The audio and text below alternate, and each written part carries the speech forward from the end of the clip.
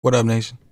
Welcome to another edition of the WiseTake MLB DFS Wise stream. CK013 here. You can find me on Twitter at CK_013, and I, of course, am from the WiseTake Nation, which you can find on all the social media platforms listed above or directly at WiseTake.com. If you're looking to take your DFS game to the next level, we are a premium DFS content provider as well as a DFS community designed to help make you a better DFS player. Go check us out, WiseTake.com. Day pass is available if you want to try us out. That being said, if you're new to this channel, welcome. You've come to the right place with some free fire DFS content, so make sure you subscribe, hit the notifications bell, and don't miss out on any of the free content we put out. Currently covering MLB slates Monday through Friday, meaning we stream Sunday night through Thursday night with our first look right here.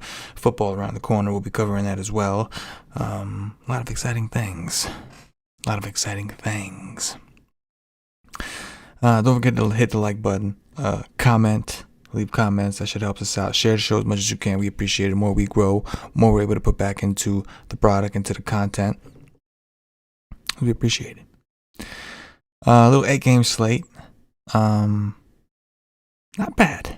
Now, I think finding offenses is going to be the key to the slate.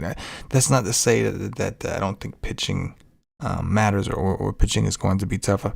It is, right? I mean, it always is both.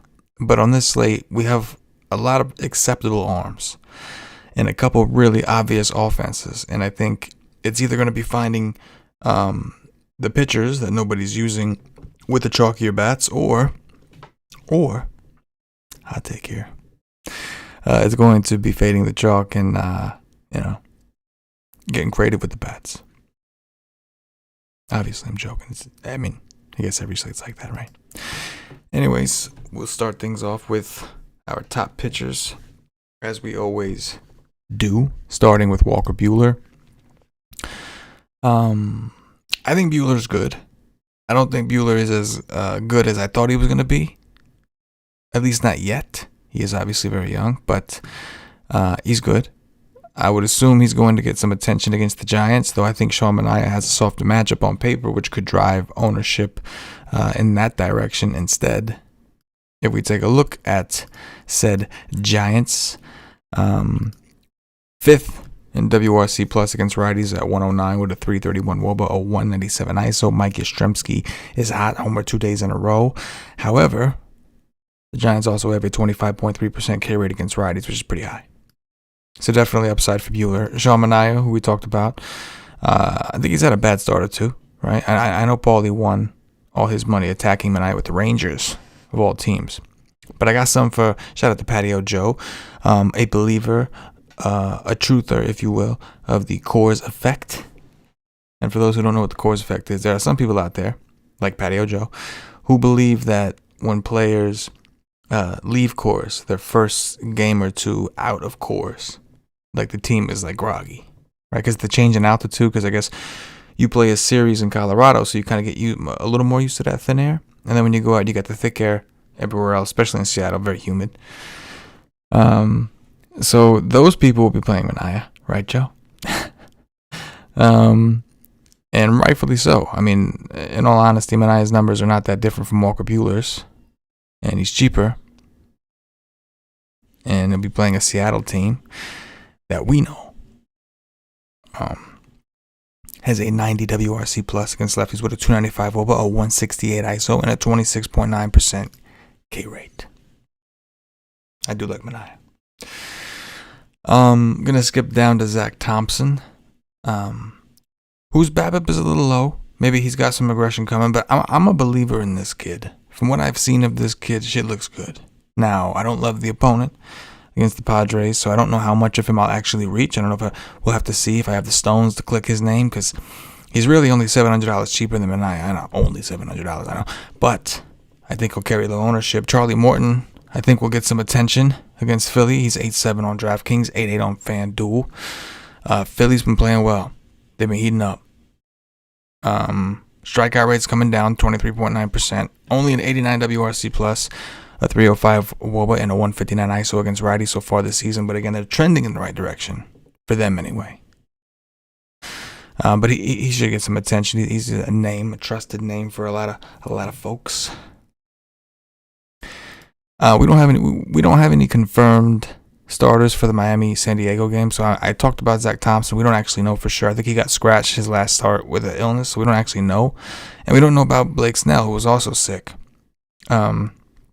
This is just who would be due, but we'll have to see. Again, MLB probables as of 10:50 p.m. Eastern on Wednesday night has not officially put anyone in. But if it is Blake Snell, he's got to be popular, right? 7-8. Not having a great season. Strikeout rate's up. I mean, strikeout rate's fine. Sierra's high, xFIP's high for him, right?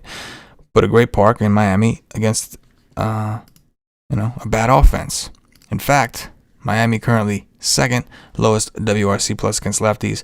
I mean, John Lester balled out against these guys and hit a home run off them. 85 WRC plus, 291 WOBA, 143 ISO, 28.2% strikeout rate. So expect Snell to be popular if he is a go.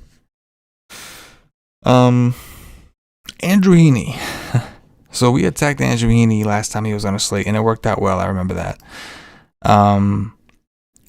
But it doesn't change the fact that his numbers indicate that positive regression or progression, whatever you want to call it, is due. He's got a 28% K rate. His xFIP and Sierra are better than Blake Snell's. They're under 4.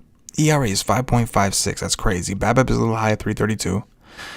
But it's going to be tough against Minnesota, who currently is 6th in WRC plus against lefties with a 190 ISO and only a 22.6% K rate. It's not going to be easy, but it'll be low owned.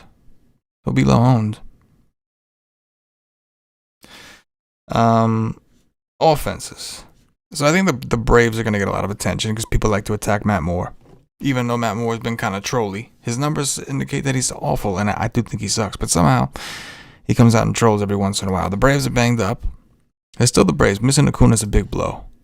They have a 98 WRC plus against lefties with a 322 WOBA, however, and a 24% K rate. However, they do have a 193 ISO against lefties. Maybe Matt Moore trolls them. I don't know, but I do think the Braves will be somewhat popular. The Red Sox. How do you not like the Red Sox against Jordan Montgomery? They just beat up on Robbie Ray, a lefty. Now they're going to be home in another good hitting park against a lefty that is not as good, Jordan Montgomery. Expect the Boston Red Sox to be popular. The Rays will face Cal Quantrill. Quantrill, 16.6% K rate. That's kind of right up the Rays' alley.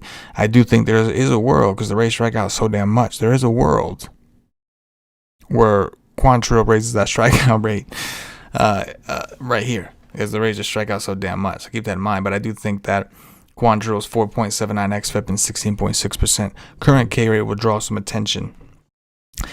Last but not least for this section, I think that the A's against Chris Flexen is worth a look. I don't think the A's will be popular. People don't love to attack that park in Seattle, and rightfully so. But Oakland, top half offense, right? Top half WRC plus against righties, 174 ISO is not bad. They play in Oakland, one of the worst hitting parks in the game, and they still manage good numbers. And Chris Flexen is Chris Flexen. Looks like he's been a little lucky. xFIP and Sierra significantly higher than his ERA, only a 16.3% K rate. So those are the offenses that kind of stood out to me on obvious, and I think will be kind of obvious to everyone, right? Things to watch. Yankees against Tanner Houck. Yankees have been playing well offensively. Gleyber Torres, particularly, was having a miserable season and started to play better. Tanner Houck has not thrown more than like 50-something pitches since like June something. Maybe it was before that. Matter of fact, I'll tell you exactly what it was. Well, I guess when we have it. So April 3rd, he threw 85 pitches against Baltimore. Other than that, he's been a bullpen guy. His last actual game was July 16th. He went 49 pitches against these same Yankees, 3 Ks, 3 innings pitched. So I would think he's not going to go too much more than that. I would think, right? And so Could be a bullpen game for Boston. Boston does have a good bullpen though. 1, 2, 3, 4, 5, 6, 7th best xFIP, bullpen xFIP. And this table is available for subscribers at WiseTake.com. So something to keep an eye on. Rivalry game. The Cubs, who were sellers at the deadline, getting rid of Jock Peterson, against Kwang Hyun Kim. I think Chris Bryant may be banged up, maybe traded, who knows, right? But Kwang Hyun Kim's another pitcher that's kind of, according to his numbers, been extremely lucky. 2.87 ERA, 4.63 xFIP, 4.76 Sierra. So we're talking xFIP and Sierra almost 2 full points higher than his ERA, only an 18.2% K rate. Chicago Cubs, 25.4% K rate, not good. 166 ISO, mediocre. 323 WOBA, mediocre. 101 WRC plus, mediocre. Lastly, Anthony DeSclafani. When I look at the guys up top, DeSclafani kind of stands out as someone who maybe doesn't belong up there with his price. I understand that the type of pitchers we have, whatever. He's expensive on both sides. He's always struggled against lefties. I haven't looked into how he's doing this particular. I've looked at it at some point, but I remember I was doing this season.